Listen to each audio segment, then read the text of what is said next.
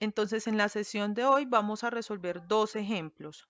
El primer ejemplo concierne al problema de los valores y vectores principales, pues como para que recordemos ese tema, porque yo sé que ya muchos lo han visto en materias como tensorial, en el caso de los esfuerzos, o ya es simplemente el problema de valores y vectores propios en el caso de álgebra lineal. Entonces, vamos a resolverlo acá. En el libro aparece una forma de resolverlo, pero pues yo planteo otra forma que es la que se usa en mecánica tensorial. Me parece que es una forma más fácil porque de una vez nos da los resultados de las direcciones principales como vectores unitarios. O sea, no tenemos que convertir esas direcciones principales que nos dieron en direcciones que sean unitarias. Entonces, por eso yo prefiero este método. Pero ustedes tienen libertad de usar el método, ya sea el profesor Diego, que solo usa tres ecuaciones y después convierte todo eso a unitario, o usan o reemplazan con el beta igual a uno también que le explica hay otro método, o pueden usar el mío, el que yo les planteo, o pues no el mío, sino el que han planteado también otros autores, que me parece que es mucho más fácil. Entonces, y se trabaja con el mismo número de ecuaciones, o sea, se tienen que hacer menos pasos y se trabajan con el mismo número de ecuaciones. Pues esa es como la propuesta que yo les hago, si pues si les gustan, pues ustedes pueden trabajar con esta y si no, pues son libres de usar cualquiera. Yo de todas maneras voy a mirar es que tengan bien el procedimiento y que, y que hayan calculado bien las direcciones principales. Entonces vamos a proceder con nuestro primer ejemplo que son los esfuerzos y direcciones principales. Entonces, como les venía comentando, vamos a trabajar un estado de esfuerzos en tres dimensiones. Entonces, cuando nosotros vamos a hallar las direcciones y valores principales, solamente necesitamos saber el estado de esfuerzos, sigma X, sigma Y, sigma Z y todos los cortantes. Entonces, en este caso, pues se les dan todos los esfuerzos principales, sigma X, sigma Y, sigma Z, tau XY, que es lo mismo que tau YX, y en este caso valdrá 2, y tau XZ y tau YZ son iguales a 0. Entonces, aquí se cumple que la matriz es simétrica porque estamos trabajando en un medio isotrópico, homogéneo y uniforme. Entonces, por eso tenemos esa matriz. Si no tuviéramos esas condiciones, toda esta matriz sería diferente. Toda esa matriz sería diferente, pero pues afortunadamente estamos trabajando con matrices simétricas. Entonces, lo primero que tenemos que desarrollar es el problema del determinante, que es el que nos ayuda a nosotros a desarrollar, a hallar los valores principales. Entonces, em, en el caso pues de que nosotros estamos trabajando, pues sería esto en notación indicial, pues yo les introduzco a ustedes la notación indicial porque ya esta materia es cadena con mecánica tensorial, entonces para que ustedes sigan trabajando pues con esa notación. Entonces, yo generalmente nombro los valores principales como lambda, porque llenar esto de sigmas y trabajar una matriz sigma y otro sigma, entonces es un poco confuso.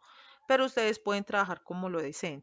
El caso es que ustedes especifiquen bien qué son cada elemento que están trabajando. Entonces, viajando nuestra solución, entonces vamos a hacer que el determinante de nuestra matriz sigma menos los valores propios, el lambda por i, que en este caso nuestra incógnita es lambda, es igual a 0, ¿cierto? Entonces, planteamos nuestra ecuación en forma matricial, que es lo que nosotros conocemos, y entonces nosotros sabemos por producto de matrices y escalares que meter esta matriz dentro este escalar dentro de la matriz es simplemente tener una matriz diagonal con lambdas en la diagonal, ¿cierto? Entonces hacemos esa multiplicación y nos queda este resultado. Y entonces nosotros sabemos que la resta de matrices es término a término, ¿cierto? Entonces sería 5 menos lambda, 2 menos 0, 0 menos 0 y así sucesivamente con cada uno de los elementos de las dos matrices que estamos restando. Entonces, al hacer esa resta nos queda este determinante. Entonces, nosotros ya sabemos resolver determinantes, sabemos resolverla por cofactores, por la regla de Kramer, etc. Entonces, en este caso, como nosotros solamente tenemos un valor en la fila número 3, entonces pues yo decidí tomar la fila número 3 para hacer el desarrollo de la matriz, pero ustedes también pueden coger la fila número 1 y la fila número 2, teniendo en cuenta las particularidades de cada fila, ¿cierto? Entonces, el cofactor, el signo para este cofactor será la posición 3, fila 3, columna 3, ¿cierto? Entonces será, el signo de ese es positivo, ¿cierto? Porque sería menos 1 a la 6, que da 1. Entonces, en ese caso sería el elemento 3 menos lambda. Y entonces cogemos la matriz y resolvemos el determinante que queda de quitar la tercera fila y la tercera columna, porque estamos usando el elemento 3, 3. Entonces quitamos tercera fila y tercera columna. Y entonces eso nos queda como 5 menos lambda por 2 menos lambda, aquí lo tenemos, menos la otra diagonal que sería menos 4, ¿cierto? Entonces después expandimos esta expresión y nos queda esta expresión multiplicando estos dos binomios y pues aplicando las leyes que hemos visto en álgebra. Entonces, después de aplicar nuestras leyes que hemos visto en álgebra, entonces aquí simplificamos, restamos los lambdas y las constantes y nos queda esta expresión. Como nosotros estamos trabajando en 3 dimensiones, tenemos que tener 3 valores propios. Y entonces la ecuación característica que nos tiene que dar tiene que ser de grado 3. Aquí nos va a dar de grado 3. Si ustedes desarrollan este producto, evidentemente les va a dar de grado 3. Solo que yo no lo voy a hacer de grado, no lo voy a expandir a grado 3, pues como para facilitarnos las cosas para hacer los cálculos. Entonces, yo decidí factorizar este lambda, este otro pedazo de la ecuación característica para que me quedara más fácil hallar los valores propios. Entonces, bueno, y eso lo igualamos a cero, ¿cierto? Entonces, ustedes saben que yo puedo hallar las raíces de un polinomio si yo lo igualo a cero. Y entonces en un producto, si yo tengo que dos cosas, la multiplicación de dos cosas es igual a cero, alguna de las dos cosas tiene que ser cero. Entonces, valiéndome de eso, entonces hallo las raíces de este polinomio. Ustedes para hallar las raíces del polinomio de grado 2, ustedes pueden usar cualquiera de las formas que nos han enseñado en álgebra. La fórmula cuadrática, si tienen algún método para resolver esto, o alguna otra fórmula también lo pueden hallar. El caso es hallar las raíces de este, ¿cierto? Entonces, solucionando esto, se tiene que tenemos 3 menos lambda y si factorizamos estos dos, entonces nos da lambda menos 6 y lambda menos 1. Y esto es igual a 0. Entonces, como en un producto, si yo tengo multiplicando alguna cosa y eso me da 0, alguno de los tres tiene que ser 0, ¿cierto? Entonces, valiéndonos otra vez de eso, entonces hallamos que los valores principales son lambda 1 igual a 3, lambda 2 igual a 6 y lambda 3 igual a 1. Ahora, generalmente estos se organizan en orden de primero 6, después 3 y después 1. Pero esto en realidad no afecta mucho porque total, este va a seguir siendo el máximo, este va a seguir siendo el mínimo, solo que es para mejor, solo que es para mejor comprensión pues, del problema. Para el problema de las direcciones principales, entonces yo escogí resolver primero el valor principal 3, lambda 1 igual a 3. Entonces, para ese caso, nosotros debemos tener en cuenta que ya vamos a solucionar dos ecuaciones o dos sistemas grandes de ecuaciones, para decirlo pues de manera más precisa. El primero es solucionar el problema que se nos genera al introducir este vector n sub i, esto es en notación indicial. Y el segundo, que es la condición pues que yo les recomiendo que agreguen para que les quede más fácil resolver, es que el vector que les dé es 1. ¿Por qué les digo que agreguen esta condición? Primero, porque esto les va a garantizar que no les vaya a dar la solución trivial, o sea, que no les vaya un vector de ceros. Esta condición se los va a garantizar. Y segundo, pues no les va a tocar hallar la norma, dividir entre la norma cada uno de los vectores y pues así no se van a confundir en el proceso de realizar pues el hallazgo de las direcciones principales. Entonces, al plantear esto en matrices, porque es lo que nosotros usamos para resolver los problemas, entonces tenemos nuestra matriz de esfuerzos, nuestro primer valor principal, nuestra matriz identidad y le agregamos el vector n, ¿cierto? Que sería nuestra primera dirección principal y esto igual a 0. Entonces reemplazamos lambda 1 que sería igual a 3. Y entonces esta sería la forma matricial del problema que vamos a resolver en la primera ecuación. Y la segunda ecuación, esta es la representación del producto punto. Y ustedes saben que el producto punto es la suma del producto de cada término, ¿cierto? De término a término. Pero entonces, como nosotros estamos multiplicando por sí mismo, entonces ese n por 1 por n1 por n1 sería n1 al cuadrado. Entonces sería la suma de los cuadrados de las componentes del vector debe ser igual a 1. Entonces, a 1 al cuadrado en realidad, que es igual a 1. Y entonces esto nos garantiza que nuestro vector sea unitario, o sea que su norma sea igual a 1. Entonces, ya teniendo estas dos ecuaciones, esta en forma matricial y pues esta en forma lineal, entre comillas, porque en realidad tiene unos cuadrados, pero pues solo tiene una línea, entonces pasamos a resolver la resta. Entonces sería 5 menos 3, 2 menos 3 y 3 menos 3, ¿cierto?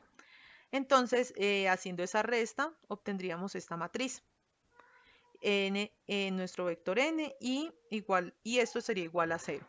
Y nuestro valor en nuestro vector unitario.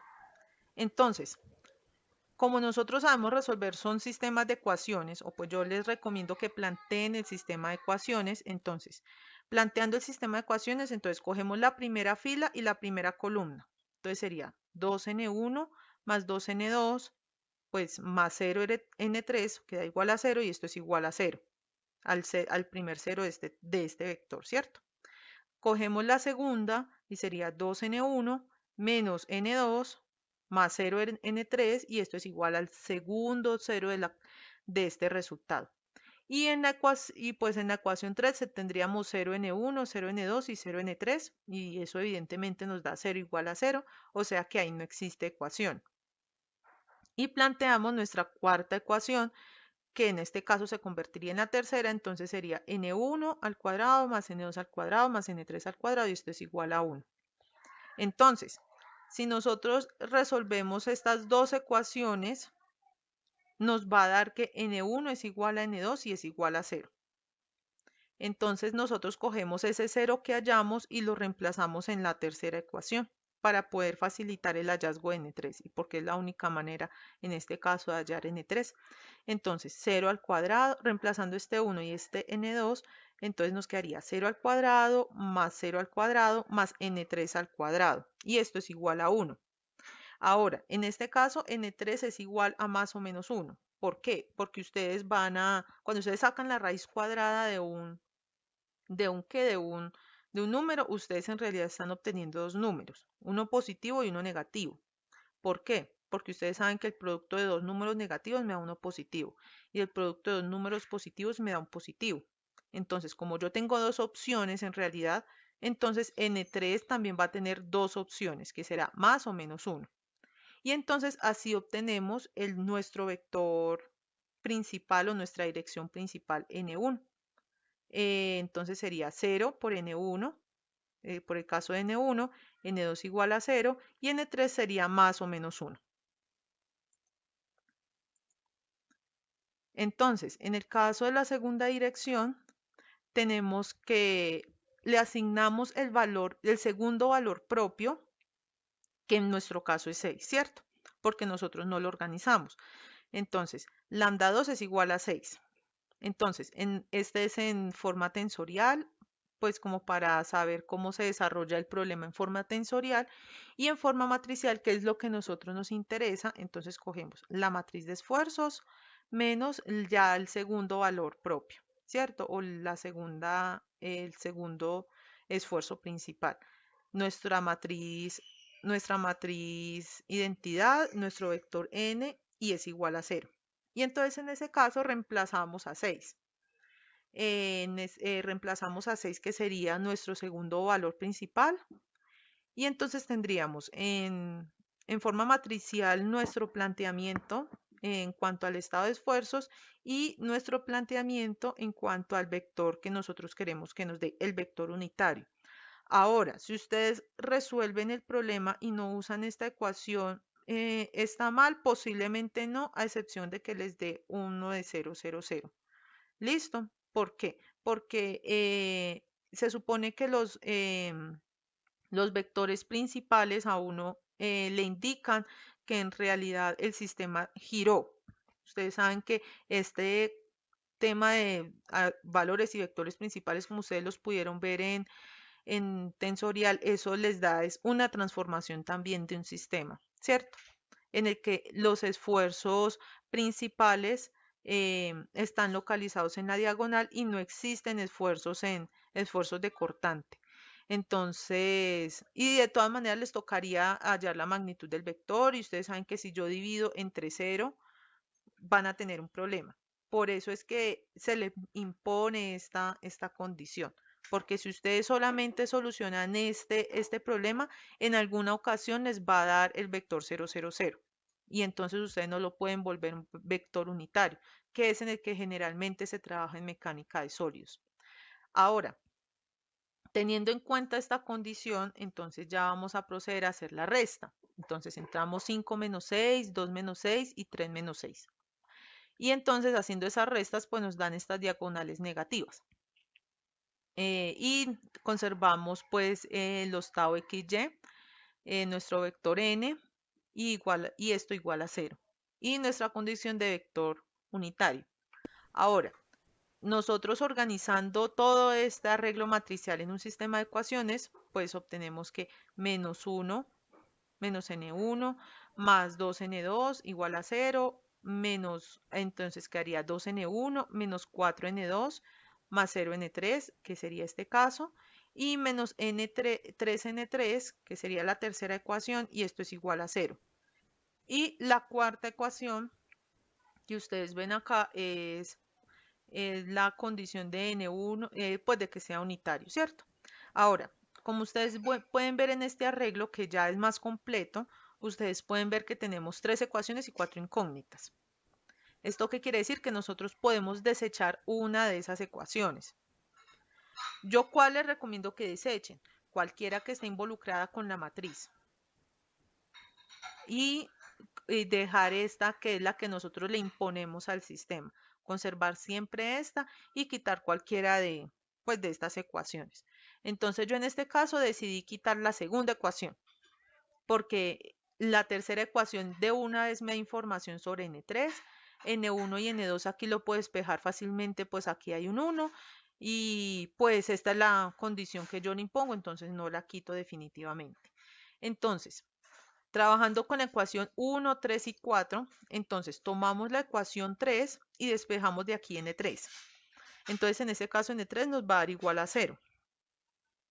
N1 de la ecuación número 1 nos va a dar igual a 2N. Y entonces reemplazamos a nuestro N3 y N1 para N2. Entonces cogemos a N3 y lo reemplazamos 0 al cuadrado. Y cogemos a N1 y lo reemplazamos por 2N2. Entonces aquí lo reemplazamos por 2N2. Entonces, si ustedes resuelven pues esa suma, eso les va a quedar 5N al cuadrado y 5N2 al cuadrado y esto va a ser igual a 1. Entonces ustedes despejan N2, ustedes ya saben que paso a dividir el 5 y después le saco raíz cuadrada, ¿cierto? A ambos lados. Entonces con el caso de N2 tenemos pues el mismo planteamiento, que es que como saco raíz cuadrada, entonces obtengo en realidad dos números. Para ser rigurosos, en realidad obtengo dos números, más o menos. Y entonces quedaría 1 sobre raíz de 5. Y en el caso de N1, como N1 es 2 veces N2, entonces simplemente es multiplicar este valor y nos queda más o menos 2 raíz de 5. Entonces, si usted, en el caso de N2, nosotros reemplazando las componentes, entonces nos quedarían para el caso de N1, más o menos 2 raíz de 5, en el caso de N2 más o menos 1 sobre raíz de 5 y en el caso de N3 sería igual a 0. Entonces en el caso de N3, ¿cierto? Que sería nuestra tercera dirección principal, entonces aquí es igual a 1, solo que pues aquí me equivoqué de pronto escribiendo, entonces pues lambda 3 es igual a 1. Y organizamos lo mismo en forma matricial. Todos esos pasos siempre toca hacerlos. Y uno mientras no está acostumbrado a hacer, hallar valores y vectores propios, o pues en este caso esfuerzos y direcciones principales, es mejor hacer todos los pasos, todos los pasos. Y en el caso de lambda 3 reemplazamos pues por 1, entonces nos queda esto en la forma matricial y esto en nuestra ecuación impuesta, ¿cierto? Entonces, hacemos la resta, resolvemos la resta y nos queda pues esta matriz y multiplicado por el vector n igual al vector 0. Y entonces acá tenemos nuestra condición. Y entonces como podemos ver, otra vez se nos van a generar nuestro sistema de 4 ecuaciones con 3 incógnitas. Entonces yo en este caso decidí quitar la primera. ¿Por qué quité la primera? Pues porque en la segunda puedo obtener más fácil N2. Fue por eso. Pero ustedes pueden dejar la primera, la segunda y la cuarta, o la primera, la tercera y la cuarta, o la segunda, la tercera y la cuarta. O incluso pueden dejar estas tres solamente, las primeras tres, y hacer después todo el procedimiento para hallar el vector unitario. Porque en el trabajo que yo les voy a pedir, yo les voy a pedir vectores unitarios. Entonces, pues ustedes son libres de escoger el procedimiento, pero pues yo les recomiendo este que es mucho más rápido. Y que ya ustedes lo vieron en tensorial. Y si no, pues es fácil de aplicar. Entonces yo en este caso decidí trabajar con la ecuación 2, 3 y 4. Entonces, despejando la ecuación 3 a n3, hallo que es 0, lo mismo que en el caso pasado. Pero en el caso de n2, hallo que n2 es igual a menos 2n1. Entonces, cojo estos dos valores y los reemplazo en la ecuación impuesta, yo lo llamo así la ecuación impuesta, y entonces nos quedaría menos 2n1 para el caso de n2. n1 al cuadrado y pues n3 al cuadrado, pues que es 0, y esto es igual a 1. Entonces ustedes saben que un número negativo al cuadrado me da un número positivo. Entonces esto nos va a dar 5n1 al cuadrado es igual a 1. Entonces, resolviendo para n1, ustedes saben que pasan a dividir el 5 y entonces le sacan raíz cuadrada a los dos lados, ¿cierto? Entonces aquí volvemos y obtenemos más y menos 1 sobre raíz de 5. Ahora, reemplazando este n1 acá en este n2, observamos que hay un cambio de signo por este menos que hay acá. Entonces, el resultado que nos va a dar en n2 ya no nos va a dar más o menos, sino menos o más. ¿Listo? Entonces, n2 es igual a menos o más el 2 sobre raíz de 5. ¿Por qué? Porque hay un cambio de signo ocasionado por el menos. Y entonces reemplazamos a n3 en nuestro vector n a la 3.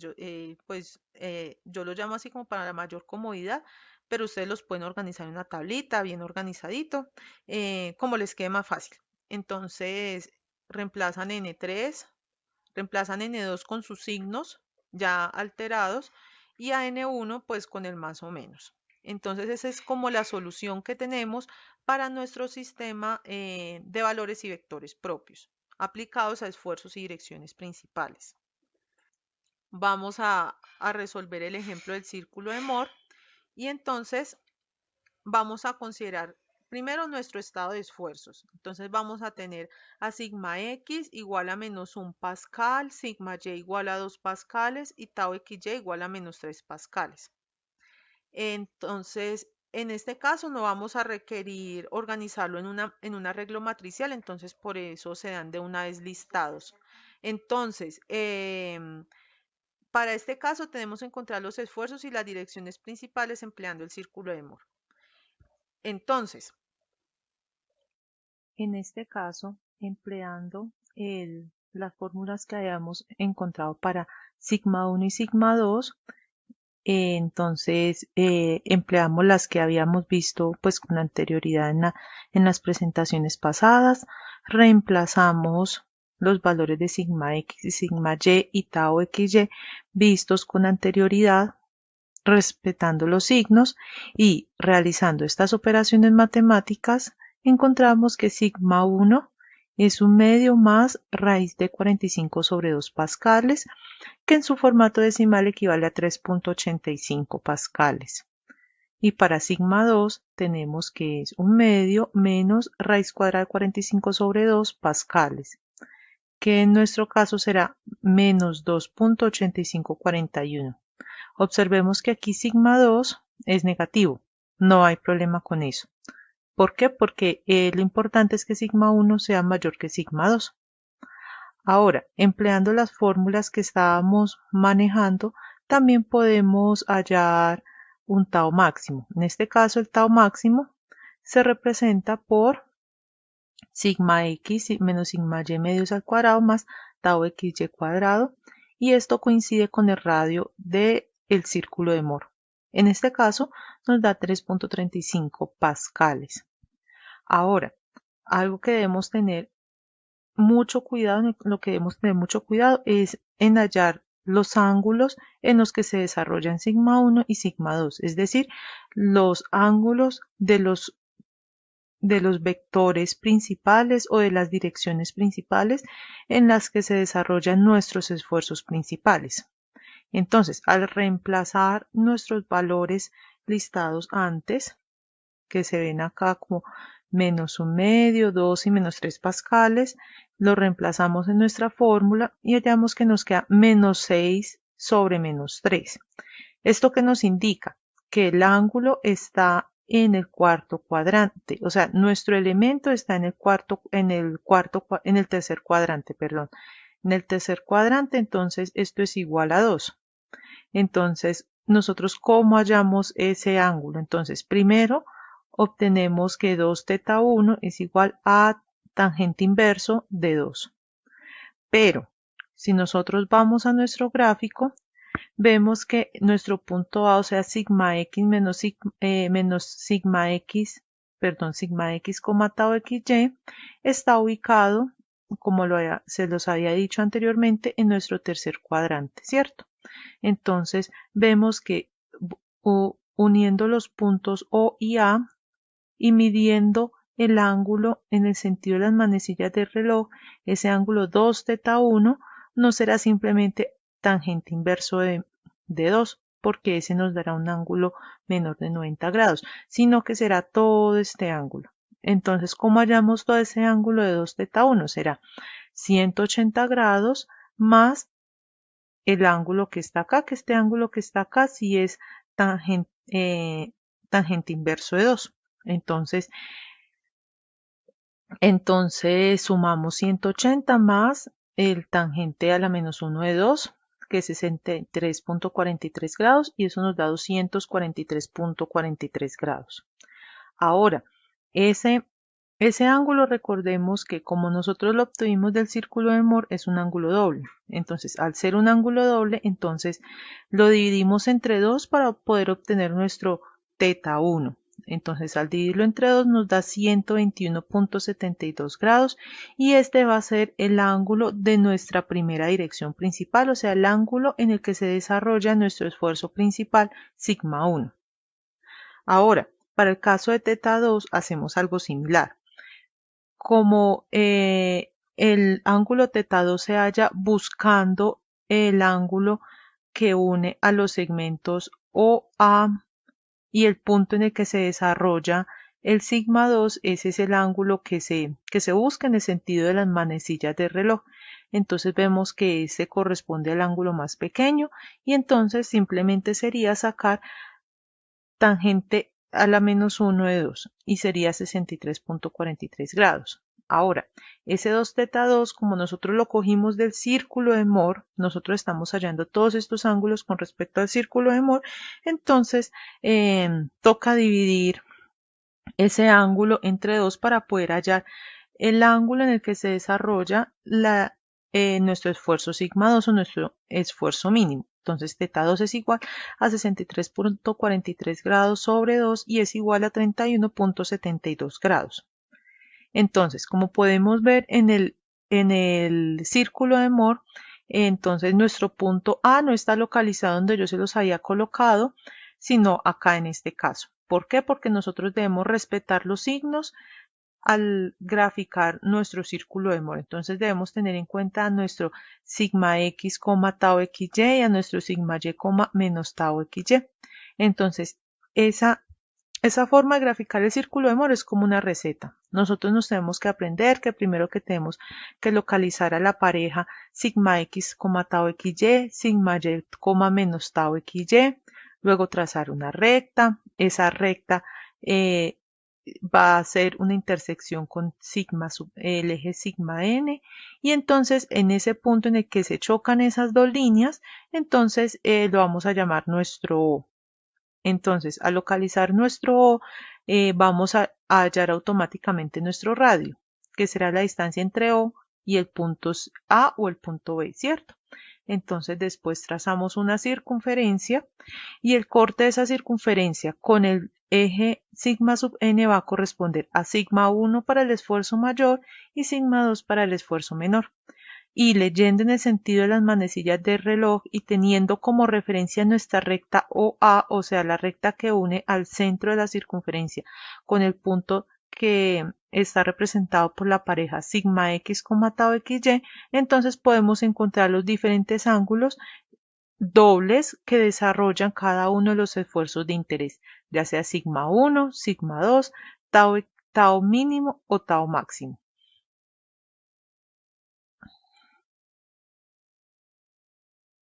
Una de las características más importantes del gráfico del círculo de Moore es que en el círculo de Moore nosotros podemos encontrar las cantidades sin necesidad de usar alguna de estas fórmulas. Esta es como la mayor ventaja de este círculo de Moore.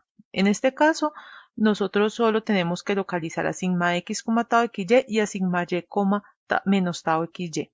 Y ya empezamos a hacer puras construcciones geométricas para poder hallar nuestros ángulos y nuestros cortes con el eje sigma n y por lo tanto sigma 1 y sigma 2. Incluso nosotros podemos, en el dado caso de que no tengamos forma de calcular algún ángulo, pero si tengamos un elemento de medición de ángulos, digamos un transportador, podemos medir incluso esos ángulos dobles en los que se desarrollan todos esos esfuerzos. Esa es como la principal ventaja que tiene el círculo de Moore.